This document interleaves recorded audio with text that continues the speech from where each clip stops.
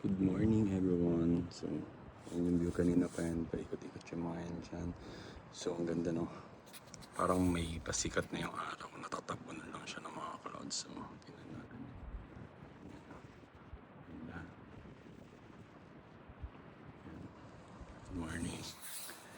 Ang lamig. So, negative 20 po for today. So, and din po yung view natin today. So, napakalamig, napaka-clear. Pero negative 20. So, yun. Diba? Ganda ng ulap. Tapos pasikat pa lang yung araw.